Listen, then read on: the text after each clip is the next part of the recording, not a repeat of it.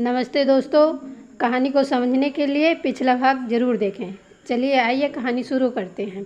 Shivanya, don't worry, मैं कुछ अच्छा सा ले लूँगी। फिर सभी लोग खाना ख़त्म करते हैं और अपने अपने कमरे में चले जाते हैं। कमरे में आकर वो तनु को मैसेज करती है, हाय हाय, क्या कर रही है? कुछ खास नहीं, तू बता। कुछ नहीं। अच्छा सुन, कल तू फ्री है क्या? कल तो 1-2 मीटिंग्स है मेरी, तो उन सबको पोस्टपोन्ड कर दे या कुछ भी कर। पर हुआ क्या? वो मुझे कल शॉपिंग के लिए जाना है। तू और शॉपिंग? ज़रा फ़ोन चेक कर, शायद तूने कुछ गलत लिख दिया है। Very funny. अब बता, आ रही है ना? हाँ बाबा, तू बुलाए और हम ना आए, ऐसा कभी हो सकता है? अच्छा ठीक है, तो कल मिलते हैं। हाँ ठीक है। फिर उसने फ़ोन रख दिया। वो अपने ही ख्यालों में थी कि तभी उसे अच्युत की कहीं वो बात याद आ गई और वो अच्युत के बारे में सोचने लगी। लो बात, वहाँ तेरी बहन तुझसे उससे दूर रहने के लिए बोल रही है और एक तू है जो उसी के बारे में सोच रही है। मुझे उसकी परछाई बात कर रही है, तो कोई भी कंफ्यूज ना हो। नहीं, मैं कहा किसी के बारे में सोच रही हूँ, वो तो बस। हाँ पता है, तू तो बस क्या, लेकिन तुझे उससे जितना हो सके उतना दूर रहना है और उसके बारे में सोचना तो बिल्कुल नहीं है, समझी? हाँ समझ गई। और मुझे अब अपनी एंगेजमेंट पर ध्यान देना चाहिए। इन सब में कब उसे नींद आ गई उसे पता ही नहीं चला। फिर अगले दिन वो शॉपिंग के लिए निकल गई। वो एक मॉल में आ गई जहाँ तनु उसका पहले से ही वेट कर रही थी।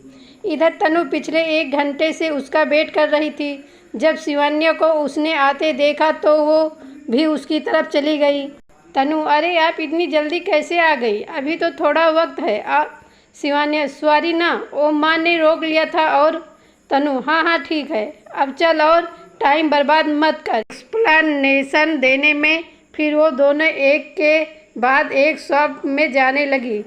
लेकिन शिवान्या को कुछ पसंद ही नहीं आ रहा था। अब तो तनु भी परेशान हो गई थी। वो पास रखी एक चेयर पर बैठ गई। तनु, देख, तुझे जो लेना है, जहाँ से लेना है तू वो ले, क्योंकि अब मैं यहाँ से कहीं नहीं जाने वाली। लाई, उन्होंने देखा तो निहारिका और मिस्का उनकी तरफ ही आ रहे थे। शिवान्या, नमस्ते आंटी। हाय मिस्का। निहारिका, नमस्ते बेटा, आप दोनों यहाँ पर? शिवान्या, जी आंटी, वो दरअसल वो। तनु, अब आंटी आपको तो पता ही है कि इसकी एंगेजमेंट हो रही है, तो बस उसी की शॉपिंग के लिए आए थे। मिस्का, ओ हाँ, डैड ने बताया था, बधाई हो। उसने शिवान्या को गले लगा लिया। शिवान्या उससे अलग होते हुए बोली, थैंक यू। निहारिका, तो हो गई शॉपिंग? तनु, कहाँ से होगी आंटी, पिछले 2 घंटे से यहाँ से वहाँ घुमा रही है ये मुझे। इसे कोई ड्रेस पसंद ही नहीं आ रही। Miska, in that me we I can help her. Tanu, really, पर कैसे? मिस्का, शायद आप लोग भूल गए हैं कि मैं एक फैशन डिजाइनर हूँ। मैं खुद तुम्हारे लिए ड्रेस डिजाइन कर दूँगी जैसे तुम्हें चाहिए। तनु खुशी से, हाँ ये अच्छा है, कम से कम अब मुझे पूरे मॉल से दोबारा तो नहीं घूमना पड़ेगा। उसकी बात सुनकर निहारिका और मिस्का को हंसी आ जाती है। शिवान्या, अरे नहीं, इसकी कोई ज़रूरत नहीं है, मैं कुछ न कुछ ढूंढ लूँगी। निहारिका, ऐसे कैसे ज़रूरत नहीं, तुम भी तो अब फैमिली ही हो हमारी। और मिस्का तुम्हारे लिए एक अच्छी ड्रेस डिजाइन कर रही है, दैट्स फाइनल। शिवान्या ने अपना सर हिला दिया। तनु, वैसे आप यहाँ क्या कर रहे थे? मिस्का, हम भी शॉपिंग के लिए ही आए थे, पर अब वापस जा रहे हैं, हमारी शॉपिंग हो गई है। तनु, वैसे तो हमारी भी शॉपिंग हो ही गई है, तो क्यों न साथ में ही लंच कर लें? निहारा, अच्छा आइडिया है, चलो किसी अच्छे से रेस्टोरेंट में चलते हैं। सब ने हाँ में सर हिला दिया। फिर वो लोग मॉल से बाहर आ गए और रेस्टोरेंट के लिए निकल गई। वहाँ उन्होंने साथ में लंच किया। शिवान्या को उनके साथ काफ़ी अच्छा लग रहा था। जल्द ही सब ने लंच ख़त्म कर लिया और अब सब उनकी कार के पास खड़े थे। निहारिका, अच्छा तो अब हम चलते हैं। शिवान्या, जी आंटी। मिस्का तनु तनु दी और आकाश भाई आपको सीवी बुलाते हैं तो क्या मैं भी? शिवान्या मुस्कुराते हुए क्यों नहीं, तुम जो चाहो बुला सकती हो। मिस्का थैंक यू दी। निहारिका तो फिर हम भी यही बुलाएंगे, चलेगा ना? शिवान्या जी बिल्कुल आंटी। निहारिका तो अब हम चलते हैं, जल्द मुलाकात होगी, ख्याल रखना अपना तुम दोनों, ठीक है?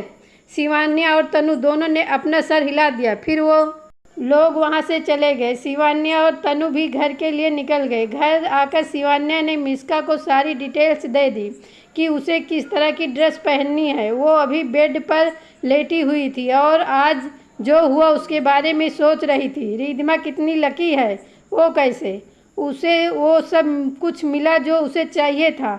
माँ पापा उससे कितना प्यार करते हैं और अक्षित कितने अच्छे हैं, वो कितना प्यार करते हैं और उनकी फैमिली भी कितनी अच्छी है। सच में कभी कभी तो लगता है कि भगवान जी ने मेरे हिस्से की खुशी भी उसे दे दी है। तो तेरी भी तो शादी हो रही है, फिर तो तू भी खुश रहेगी अपने ससुराल में।